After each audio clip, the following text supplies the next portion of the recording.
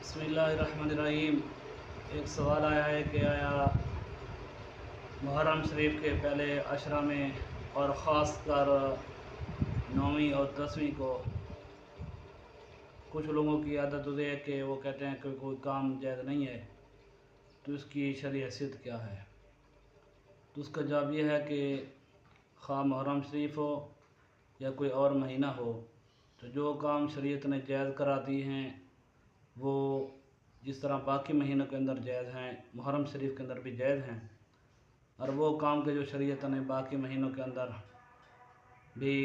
जो शरई तकाज़ों के मुताबिक नहीं है, गैर शरई हैं, तो वो इस महीने भी वो नाजायज़ हैं। तो उनमें से कुछ काम ऐसे हैं कि जिस तरह फ़र्क करो भाई, कुछ लोगों का ये ज़हन होता है कि 9वीं और 10वीं को ना मुहर्रम शरीफ को भाई झाड़ू नहीं देना, या जो है ना मतलब कपड़े नहीं धो सकता, या इसी तरह पर करो कोई दुकान नहीं चला सकता, या जितने भी जायज़ काम हैं, तो वह इस तरह के जो कुछ काम हैं वो इन दिनों के अंदर ख़ास कर 9वीं 10वीं को ये भी जायज़ नहीं है। उसका मतलब जवाब ये है कि कुछ ऐसी बातें होती हैं कि जो लोगों की इख्तिराआत में शामिल होती हैं, लोग उसको घड़ लेते हैं, हालांकि हकीकत में उसका कोई मतलब जवाज़ नहीं होता। तो आला हज़रत से भी यही पूछा गया था भाई, अगर कोई आदमी ऐसा है कि जिसने यानी मुहर्रम शरीफ के पहले अशरा में सिर्फ एक जोड़ा पहना, फिर उसके बाद कोई और जोड़ा तब्दील नहीं किया। कुछ ऐसा गैर घर हैं कि जो खाना नहीं बनाते 9वीं 10वीं को। इसी तरह मतलब कुछ ऐसे हैं कि जो इन दिनों के अंदर जो है ना वो मतलब मातम करते हैं और सोग करते हैं। तो आपने फरमाया कि तीनों काम जो है ना सोग के तौर पर ये हराम है,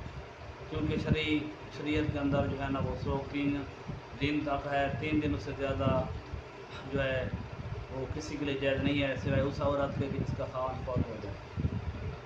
फिर लोग कहते हैं कि हाँ भाई, आप अलैहिस्सलाम ने तो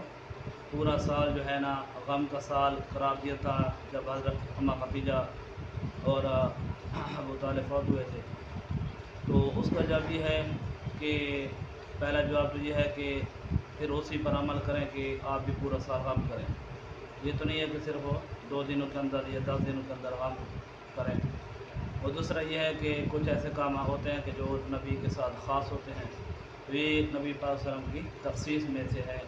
कि आप अलैहिस्सलाम ने पूरा साल गम का साल करार दिया। और जिनका ये है दलील कि हाँ भाई पूरा साल गम का साल होना चाहिए, तो फिर उनको चाहिए कि वो भी पूरे साल के अंदर ना शादियाँ करें, ना कोई और काम इस तरह जो मुहर्रम शरीफ के अंदर वो नहीं करते, तो पूरा साल फिर हराम होना चाहिए और नाजायज़ होना चाहिए। हालांकि ऐसा नहीं है।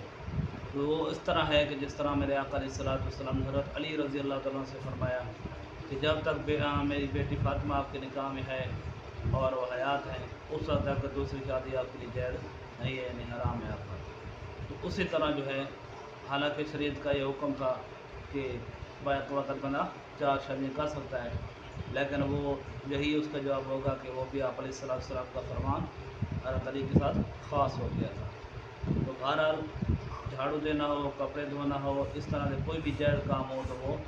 इस 3 दिनों के अंदर बंदा कर सकता है, इसमें कोई हद नहीं है। दूसरा ये है कि अगर मिसाल के तौर पर कोई अगर दुकान बंद करता है कि हाँ भी लोग क्या कहेंगे, भी 9वीं 10वीं को इसमें दुकान खुली हुई है, कारोबार कर रहा है,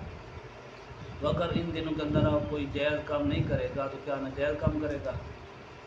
दूसरा ये है कि हल कासिब हबीबुल्लाह, हलाल की कमाई करने वाला अल्लाह का दोस्त है। तो फिर अगर वो दुकान बंद करके घर जाकर वो तन्हाई के आलम में वो जो है अगर फ़र्क इस तरह की फजूलियात में लग जाए, तो क्या वो बेहतर है या अपनी दुकान के अंदर बैठ कर वो हलाल कमाना।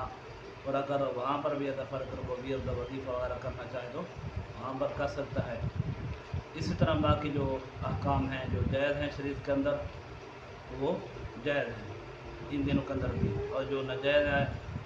किसी और महीने में भी, कोई और दिनों में भी, वो इन दिनों में भी नाजायज़ हैं। यही वजह है कि इन दिनों के अंदर फ़र्क रहो। अब हमने देखो कि शादी को इतना गलत मतलब उसके अंदर रस्म व रिवाज ऐड कर दिए कि जब भी शादी का तस्वुर आता है तो लोगों के ज़हन में यही होता है कि वो اس میں کوئی ناچ گانا ہوگا وغیرہ۔ حالانکہ شریعت کے اندر یعنی نکاح جو ہے وہ دو فرض ہیں نکاح کے، حجاب و قبول ہو گیا، گواہ ہو گئے، ایک واجب ہے اقمار ہو گیا، 3 سنتیں ہیں،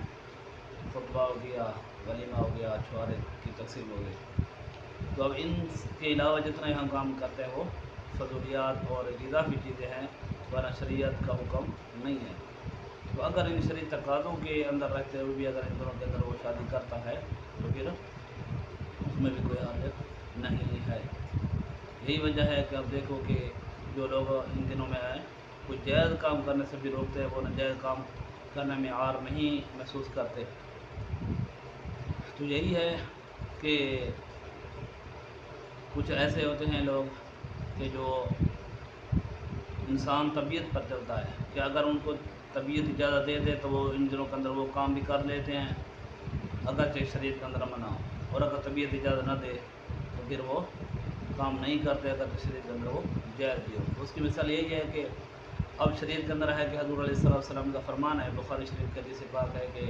مل لا تمل خدودا شکل جو ہوگا وہ دعویٰ بدعوى الجاہلیہ علیہ سمینہ، تو ہم میں سے نہیں ہے کہ جو اپنا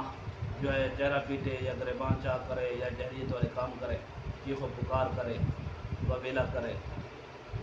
مطلب ماتم کا مطلب اس میں حکم ہے